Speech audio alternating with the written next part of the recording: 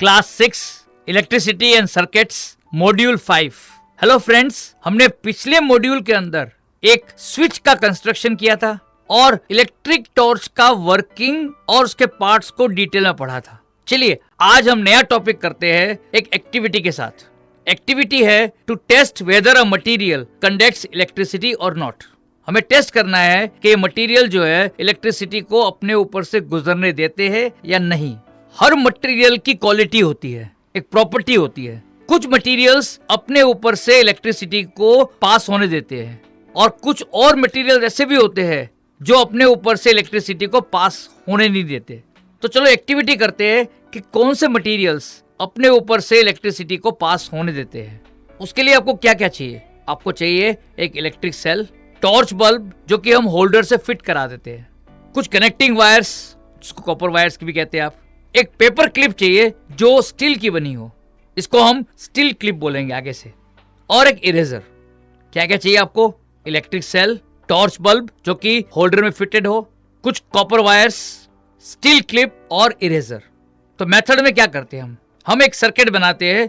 Circuit के अंदर आपने इलेक्ट्रिक सेल, टॉर्च जो कि होल्डर में फिटेड है और कुछ कॉपर के वायर्स को कनेक्ट करते हैं हम। बट कॉपर वायर्स के बीच में एक गैप रखते हैं। इस गैप को जो कॉपर वायर के एंड्स है उसको हम ए और बी बोलते हैं। क्या लेबल करेंगे हम? ए और बी एंड्स। अब हम क्या करते हैं, पेपर क्लिप जो कि स्टील की बनी हुई है इसको हम ए और बी के साथ जोड़ते हैं, टच कराते हैं एंड्स ए और बी के साथ। अब क्या देखते हो? नोट करिए। अब क्या करो, पेपर क्लिप को रिमूव करिए, हटाइए और उसकी जगह पे एक इरेजर को लीजिए और उसको भी हम एंड ए और बी के साथ जो तार के कनेक्टिंग वायर्स है उसके साथ जोड़ते हैं। अब क्या देखते हो उसको भी नोट करिए। ऑब्जर्वेशन, जब हम फ्री एंड्स ए और बी को स्टील क्लिप के साथ जोड़ते हैं तो आप देखते हो कि बल्ब जो है ग्लो करता है, bulb lights up at once. इसका मतलब क्या है कि स्टील क्लिप ने अपने ऊपर से इलेक्ट्रिक करंट को पास होने दिया और जब करंट फ्लो करता है, सर्किट कंप्लीट हो जाता है, तो हम कह सकते हैं कि स्टील क्लिप जो है वो अपने ऊपर से इलेक्ट्रिसिटी को पास होने देता है। जब हमने स्टील क्लिप को हटा दिया और उसके जगह पे इरेजर रखा तो क्या देखते हैं कि बल्ब ग्लो नहीं करता। इसका मतलब कि इरेजर जो है अपने ऊपर से इलेक्ट्रिक करंट को पास होने नहीं देता, जिसकी वजह से बल्ब ग्लो नहीं करता। तो हम यहाँ क्या कह सकते हैं कि इरेजर जो है वो अपने ऊपर से इलेक्ट्रिसिटी पास होने नहीं देता। Eraser does not conduct electricity. ऊपर आपने देखा था कि स्टील क्लिप कंडक्ट्स इलेक्ट्रिसिटी।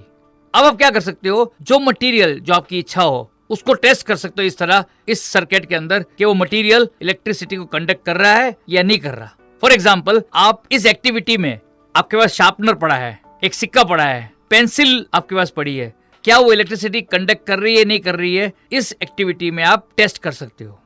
तो आपने देखा कि जो मटेरियल्स जो अपने ऊपर से इलेक्ट्रिक करंट को पास होने देते हैं उसे हम क्या बोलते हैं? कंडक्टर्स बोलते हैं, कंडक्टर्स ऑफ इलेक्ट्रिसिटी।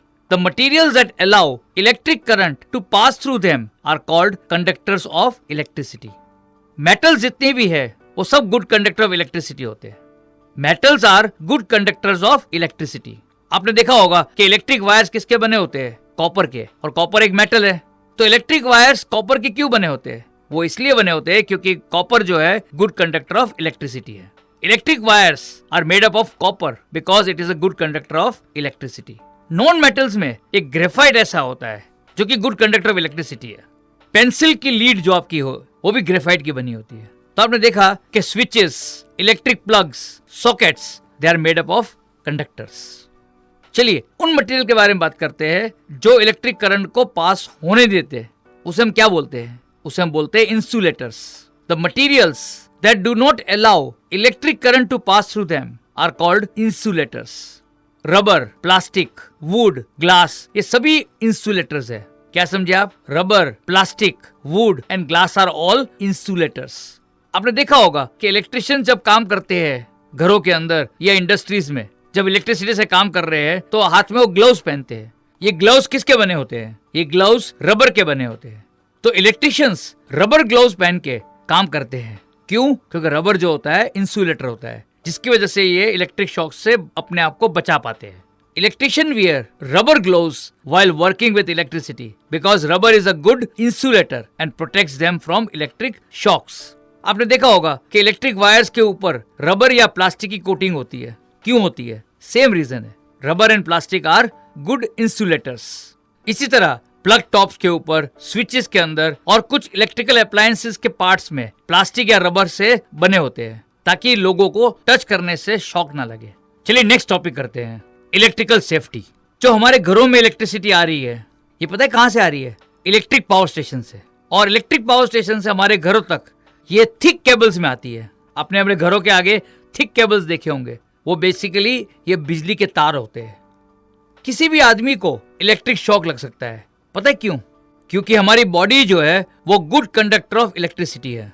इसलिए हमें अपने आप को प्रोटेक्ट करना चाहिए इन डेंजरस और पेनफुल इलेक्ट्रिक शॉक से। तो क्या प्रिवेंटिव मेजर लेना चाहिए हमें? कभी भी इलेक्ट्रिक स्विच को या इलेक्ट्रिकल गैजेट्स को गीले बॉडी से कभी टच नहीं करना चाहिए। कभी भी आप इलेक्ट्रिकल अप्लायंस को या इलेक्ट्रिकल वायरिंग को रिपेयर करने की कोशिश मत करिए। कभी भी इलेक्ट्रिक पोल्स, जो ट्रांसफॉर्मर्स है जो रोड पे होते हैं, उसको आप कभी टच मत करिए। जो तारें लटकी होती है रोड के ऊपर, उसको भी टच मत करिए। और कभी भी इलेक्ट्रिक वायर्स को बेयर हैंड से टच मत करिए। हमेशा अगर टच करना हो तो रबर ग्लव्स पहन के ही टच करिए।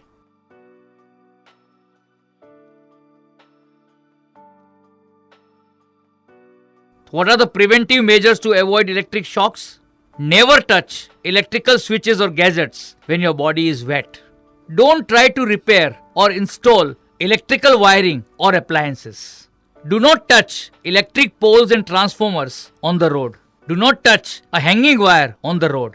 Never join the electric wires with bare hands. So friends, आपने ये मॉड्यूल को समझ लिया होगा। चलिए क्विकली रिवाइज कर लेते हैं। What are conductors of electricity? The materials that allow electric current to pass through them are called conductors of electricity. 2. Metals are good conductor of electricity. What are insulators? The materials that do not allow electric current to pass through them are called insulators. 4. Name some insulators. Rubber, plastic, wood, glass, etc. are all insulators. We must take preventive measures to avoid electric shocks. तो friends, आपने पूरा chapter complete कर लिया। इस module के सारे concepts आपको समझ आ गए होंगे। चलिए इस मॉड्यूल की एक्सरसाइज को हम सॉल्व करते हैं। हमें पूरी उम्मीद है कि आप सारे आंसर्स को इजीली, करेक्टली और बिना रटे हुए लिख पाएंगे।